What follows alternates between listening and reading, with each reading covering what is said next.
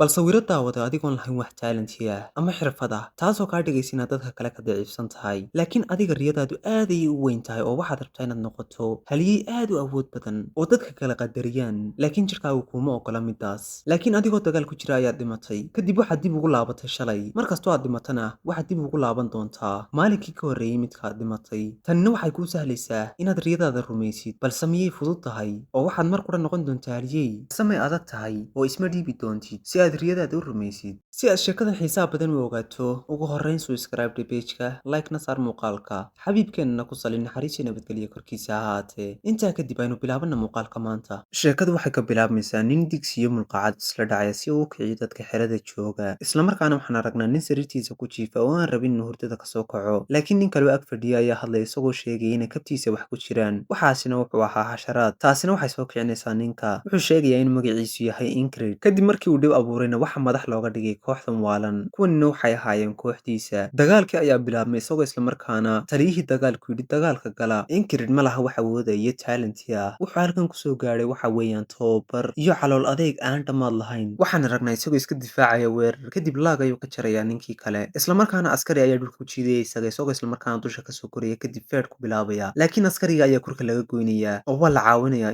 Ingrid wuxuu odhanaya anigu wax talentiya ma lihi kadib wuxuu gaadhayaa seeftiisa isagoo islamarkaana soo qaadanaya kadib soo cararaya una cararaya dhankii dagaalka isagoo sheegaya in riyoonkiisu aad u waaweyn yihiin kadib fallaadh ayaa lasoo tuurayaa islamarkaana wuxuu ku dhacayaa askari isaga ka dambeeyey Ingrid midan ayuu arkay isagoo islamarkaana mahad celiyey oo ku mahadnaqaya inaanu ahayn qofka ay fallaadhu ku dhacday laakiin marka uu soo jeesto wuxuu arkaya askari kale oo seef kula soo ordaya laakiin Ingrid seeftiisa ayuu sii adkaystay isagoo islamarkaana yidhi anigu waxaan noqon doonaa haliyey laakiin ninkii ayaa seefta wadnaha ka geliyey isaga islamarkaana Ingrid oo dhiig ka socdo ayaa yaabay isagoo yidhi riyadaydu ma halkan ayay ku joogtay xitaa maan moodayn inay dhimashadaydu sidan oo dhan u ahaan doonto mid u fudud islamarkaana jilbaha ayuu dhacay isagoo indhihiisiina sii daboolmeen kadib indhaha ayuu kala furay wuxuuna joogay meel biyo ah islamarkaana dhawaaqii digsiga iyo mulqaacadda ayaa yeedhay kadib indhaha ayuu kala qaaday isagoo yaaban kadib wuu soo sara kacay ninkii ag fadhiyeyna wuu hadlay isagoo islamarkaa sheegay in kabtiisa xasharaad ku jiray isaguna wuxuu isweydiiyey haddii uu riyoonayo maadaama tani ula ekayd mid hore u dhacday haddana dagaalkii ayuu kusoo noqday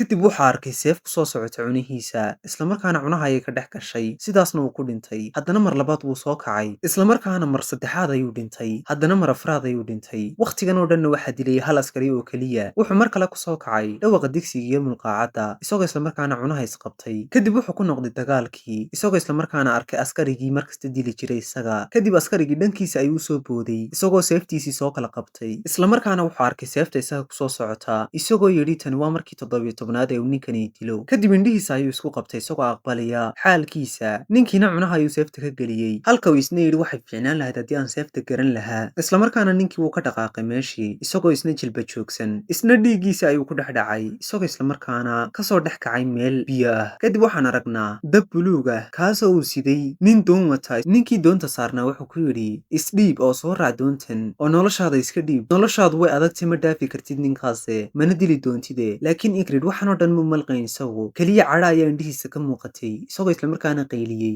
isla wakhtigan Ingrid sidiisii ayuu soo kacay kadib ninkii ag fadhiya ayaa ku yidhi maanta horaabaad usoo kacday maxaa kugu dhacay kadib Ingrid wuxuu ku yidhi kabahaaga waxaa ku jira cayayaan isagoo islamarkaana kabtii kasoo riday halka uu Ingridna iskaga soo dhaqaaqay uu ninkiina ka daba qaylinaya oo ku lahaa maxaad ugu riday kabtayda bahalka laakiin Ingrid wuxuu ku yidhi anigu kumaan ridinay isagoo sii dhex galayaan arkayay ninkan magaciisuna wuxuu ahaa Ram islamarkaana Ingrid wuxuu eegay cayayaanka yar ee uu dilay Ram isagoo islamarkaana yidhi markani waa markii 18aad ee aan arko bahalka yar sidoo kale Ingrid wuxuu sheegay inuu seefta bartay ilaa markii uu yaraa isagoo islamarkaana uu baray askari calooshiisa u shaqaysta ah oo tuuladooda yimid marka uu yaraa isagoo islamarkaana askariga calooshiisa u shaqaysta ahaa ku yidhi haddii aad qaabkan tahay maalin waxaad noqon doontaa haliyey islamarkaana hadalkaas ayaa bedelay Ingrid kaasoo ka dhigtay inuu ku riyoodo inuu noqdo haliyey ka guulaysan kara 1000 askari keligii islamarkaana Ingrid wuu qoslay isagoo moodayay inuu awood badan yahay isna wuxuu ismoodayay inuu yahay aatooraha sheeko aad u qurux badan laakiin sheekadu waxay usoo wareegtay meel maqaaxiya iyagoo niman qoslaya oo ku qoslaya isaga kuna le sideebad haliye u noqon karta adigoo ka baqaya ayda Ingridna wuxuu xaqiiqsaday in riyadiisu aanay ahayn mid fudud laakiin isagu mid kaliya ayuu aaminsanaa taasina waxay ahayd haddii aadan isdhiibin oo aad mar walba tababarato inaad hadafkaaga ka rumayn doontid islamarkaana markasta wuu tababaran jiray oo seeftiisa ayuu ku tababaran jiray waxaan aragnaa isagoo madaxa seef ka taagaya bahal kadib wuxuu yidhi kuwii la shaqayn jiray iyo caayi jiray imika way aqoonsadeen oo ima caayaan laakiin riyadiisii oo dhan waxaa burburiyey wiil wiil yar isagoo maalin tuulo uu qabtay wiil yaroo lagu sheegay inuu haliyey yahay ka codsaday inuu la tababarto islamarkaana wiilku si yaro fudud ayuu uga badiyey wiilkana da'diis waxay ahayd 12 sano taasina aad ayay u muruga gelisay Ingrid inankan yarna kaliya wuxuu seefta baranayay 6 bilood oo kaliya halka uu Ingridna seefta baranayay muddo 6 sano ah laakiin Ingrid uma joojin oo cadhada iyo guuldarrada wuxuu isticmaalay tababarkiisa islamarkaana ismuu dhiibin kaliya wuxuu sii siyaadiyey tababarkiisii islamarkaana geed ayuu seeftiisa la dhacayay isagoo aad u cadhaysan heer wuxuu gaadhay xitaa gacmihiisa dhiig ka imaadaan laakiin isaga waxaasoo dhan uma muuqan kaliya waxa uu muuqatay dhaawaca uu geedka u geysanayo isagoo islamarkaana ballan qaaday xitaa haddii aanu noqon haliyey inuu noqon doono askari xirfad badan oo dagaalkana ku fiican 3 sano kadib wuxuu ku biiray ciidanka isagoo islamarkaana noqday hogaamiyaha koox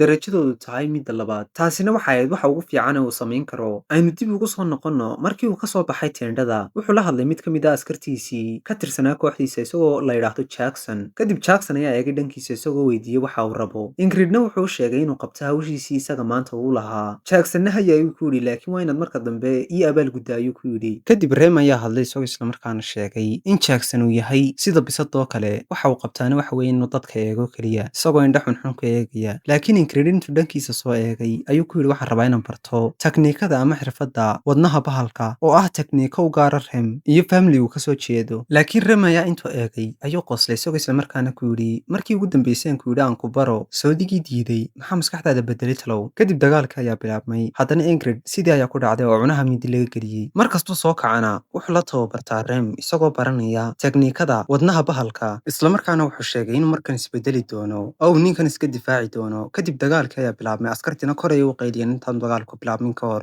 Ingrid wuxuu sheegay in markani tahay markiisii 21aad ee uu dhinto islamarkaana dagaalka iyo qaabka u dhacay maskaxdiisa ayuu ku xifdiyey kadib waran ku soo socday ayuu u baneeyey weerar kaloo xagga dambe kaga yimidna uu iska difaacay kadib wuxuu arkay askari kaloo lagu magacaabo Fel islamarkaana wuxuu yidhi dhowaan wuu dhiman doonaa kadib fallaadh ayaa dhankiisa lagu soo tuuray laakiin Ingrid ayaa difaacay markiiba islamarkaana askari ayaa xagga dambe kaga yimid Fel laakiin Ingrid ayaa ka qabtay kana oo difaacay isagii Felna wuu yaabanaa wuxuu islaa maxaa dhacaya islamarkaana hadafkiisii koobaad ee maanta uu gaadhay kadib wuxuu arkay ninkii markasta dili jiray isaga oo nin dilay kadib ninkii intuu soo istaagay ayuu dhankiisa soo eegay isagoo islamarkaana dhanka Ingrid u soo dhaqaaqay laakiin markan Ingrid diyaar ayuu ahaa islamarkaana sidii caadada ahayd ayuu askarigii seeftiisii soo qaaday isagoo dhankiisa u soo booday Ingridna wuxuu soo xasuustay Reem oo lahaa markastoo aad dagaal ku jirtid waxaad isku qabataa indhaha taasina waxay sababtaa guuldarradaada kadib faashkiisii ayuu lulay isagoo islamarkaana ku soo waabiyey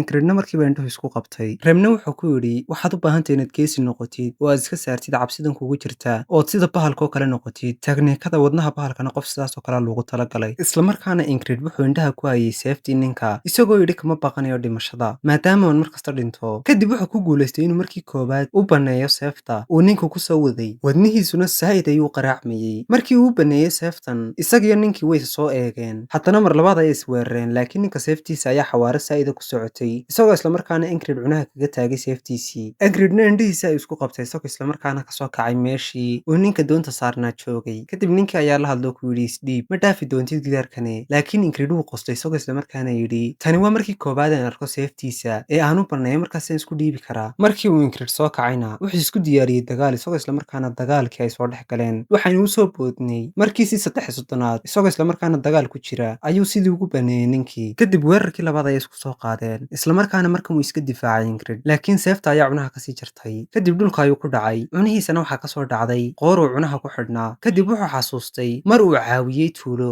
isagoo islamarkaana ka caawiyey oo bahalladii tuulada soo weerarayey ka difaacay kadib tuulada wax kale may haysan oo ay siiyaan isaga islamarkaana waxaa hadiyad uga dhigeen qoortan uu cunaha ku xidhan yahay islamarkaana odaygii gacanta ka saaray bahashan wuxuu ku yidhi wax walba oo aad jeceshahay oo aad rabto way kuu rimayn doontaa Ingridna wuxuu isweydiiyey haddii ay bahashani tahay sababta uu noqonayo ee uu dib ugu soo noqonayo maalin ka hor kadib askarigii ayaa soo dul istaagay isaga isagoo ku yidhi waxaa laga yaabaa inaad xanuun ku jirtid markaa ii ogolow inaan ku naxariisto oo aan ku dilo Ingridna intuu kor weega ayuu ku yidhi naxariistaada kor isku geli islamarkaana askarigii intuu qoslay ayuu seeftii cunaha kaga taagay Ingrid sidii caadada ahaydna Ingrid hurdadii ayuu kasoo kacay kadib Ingrid wuxuu la hadlay Reem isagoo islamarkaana ku yidhi xasharaad ayaan kuugu dhex riday kabtaada islamarkaana Reem ayaa ku qayliyay oo ku yidhi miyaad waalan tahay sideeba tan ku samayn kartaa subax hore kadib wuxuu ku yidhi hadalka joojiya soo baxo kaale ila tababaro oo ibar tekniikada wadnaha bahalka islamarkaana Reem ayaa isla tababaranayeen kadib Reem ayaa faashkiisii kusoo riday xaggiisa laakiin Ingrid indhaha kama qaadin faashkiisii oo keliya wuu u baneeyey kadib Reem ayaa joojiyay dagaalkii isagoo ku yidhi sideebaad u joojisay wadiga cabsi cabsan jiray cabsidii Sebas kaga saartay. Ingridna wuxuu sheegay inuu tababartay, laakiin Rem ayaa ka diiday isagoo ku yidhi si yar oo fudud iskuma beddeli kartid. Sidoo kalena wuxuu sheegay in caqligal aanay ahayn inuu qof kale ka bartay tekniikada faamligooda. Markaa wuxuu weydiiyey sida uu ku ogaaday tekniikada wadnaha bahalka, maadaama aanu Rem ka warqabin inuu isagu baray, laakiin ma xasuusto isagu maadaama waqtigu dib u soo bilaabmay. Ingrid gees ayuu ka dhaqaaqay isagoo isla markaana seef soo qabsaday, kadib ku yidhi waxaan rabaa inaan kula tababarto. Remna intuu qoslay ayuu ku yidhi inoo bilow waaye, laakiin ha isku kaajin buu ku yidhi. Kadib faashkiisii qaaday isagoo kusoo weeraray isla markaana Ingrid wuu baneeyay dhammaan weeraradii oo dhan, laakiin Rem ayaa weydiiyey ilaa inta uu banayn doono weerarkiisa oo uuna soo weerari doonin isaga. Ingridna wuxuu yidhi tekniikada keliya ee seefta ee uu garanaya waa tii uu baray askarigii calooshiisa u shaqaystaha ahaa ee uu marka uu yaraa baray, taasina waa tekniiko aan fiicnayn. Isla markaana Ingrid dib ayuu u kala dhacay, laakiin caadi ayuu istaagay. Kadib weerar ayuu kusoo qaaday, weerarkanna wuxuu u muuqday midkii ninkii dili jiroo kale, isagoo isla markaana seeftiisii kusoo riday dhanka Rem. Isla markaana Ingrid wuxuu xaqiiqsaday inuu koobi gareeyey tekniikadii uu ninkii dilayay markasta u isticmaalayay isaga. Kadib Rem ayaa hadlay isagoo isla markaana ku yidhi waxay ahayd inaan ku dhaawaco, laakiin tekniikadan waxay ahayd tii ugu fiicneed ee idiinla timaado aniga. Isla markaana wuxuu isku dayey inuu siiyo waxoogaa talo ah, isagoo isla markaana ku yidhi naftaada ku kalsoonow, intaad naftaada hoos u eegi lahaydna waxa ka fiican inaad waxyaalo kale ku mashquusho. Si fiican talada uguma sharaxin, laakiin Ingrid wuu fahmay wax kasta oo uu ka wado talada, maadaama labada u dhaxaysa seefta ninka iyo tiisa ay ahayd keliya kalsoonida. Ninkaasi seeftiisa wuxuu kusoo ridayay kalsooni, halka uu Ingridna aanu kalsooni naftiisa ku qabin. Kadib mar labaad ayuu askarigii dilay, haddana isagoo kule waan kuu naxariisanayaa ayuu cunaha kaga taagay seeftii. Ingrid markuu soo kaxay isla markiiba wuxuu bilaabay tababar, isagoo Remna seeftii ka tuuray, haddana askarigii wuu dilay isaga. Daqiiqadu soo kacayna wuxuu tababar la galay Rem, isagoo isla markaana Rem haddana ka badiyey. Kadib dagaalka ayuu ku dhintay haddana. Ingridna wuxuu yidhi middan waan ku celcelin doonaa ilaa yoo ninkan ka guulaysanayo. Mar kale ayuu dhintay haddana, isla markaana waxaan ogaanaynaa inay markani tahay markiisii 110aad oo 110 jeer ayuu dhintay oo ninkani ka guulaystay. Isla markaana markiisii 123aadna waa la dilay. Kadib markan waxaan aragnaa isagii iyo Rem tababarkii ka dhexeeyey inuu qayliyey isagoo seeftiisii dhankii Rem u tuuray. Kadib markan wuxuu ku guulaystay inuu Rem waxoogaa dib u tuuro. Remna wuxuu weydiiyey haddii uu waalan yahay maadaama gacantiisu dhiigayso. Isla markaana Ingrid keliya wuu qoslay. Kadib dagaalkii ayaa la soo galay, markan xirfadii si fiican ayuu soo bartay. Askarigii bay iska hor yimaadeen. Isla markaana markan wuxuu ku guulaystay inuu koofiyadda askariga ka jaro seeftiisa, laakiin ninkii Ingrid qoortiisa ayuu seeftii ka taagay. Ingrid xanuunkan mabuu dareemayn, keliya wuxuu yidhi waa markii koobaad jirkiisa taabto, isla markaana marka dambe ma guulaysan doonee cunaha ka gelinayaana. Kadib dhulka ayuu ku dhacay Ingrid, askarigina laabta ayuu lugta ka saaray, isagoo isla markaana qoslaya isagoo dhidid ka socda askarigii. Markaasuu askarigii yidhi waxaad u muuqataa qof dhibaataysan ee iyaga kale inaan dhibaatada kaa saaro. Ingridna wuxuu ku yidhi isagoo soo eegaya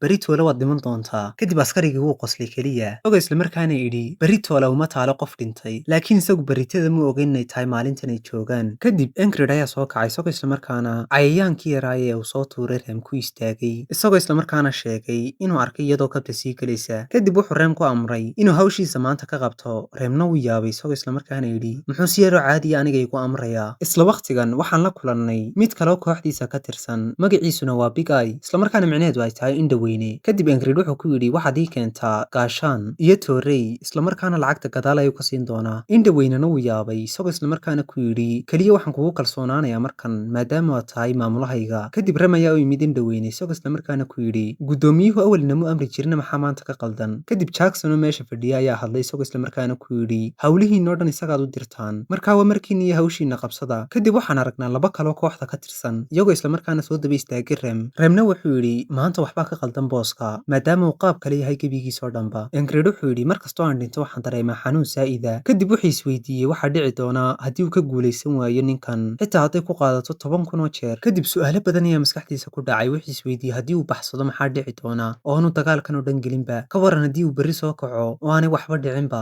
Maskaxdiisii su'aalo badan ayaa ku yimid, isla markaana wuu iscanaantay isagoo yidhi jooji doqonnimada oo la dagaalan ninkan, marnaba isma dhiibi doontid. Su'aalihii badnaana maskaxdiisa uu ka saaray. Kadib weerarkiisii ayuu geedka ku celceliyey, isagoo isla markaana dalooliyey. Kadib geedka ayuu qayb u kala jaray, isla markaana tooreydii iyo gaashaanadii uu ka dalbaday indhaweyne ayuu xidhay, isagoo isku diyaarinaya dagaal. Dagaalka ayaa hoonka loo yeedhiyey. Ingrid iyo kooxdiisiina way soo dhaqaaqeen, iyagoo isla markaana dagaal u diyaargaroobaya. Miyay kula tahay Ingrid uu ka guulaysan doonaa ninkan mise wuu guuldarraysan doonaa? Midaasna waxaad ku ogaan doontaa xalaqada dambe. Si aad taa u ogaatid, subscribe-na soo dheh, muuqaalkana like saar haddii aad halkan soo gaadhay. Dhiirigelin bay ii tahay aan muuqaalada ku soo sameeyo.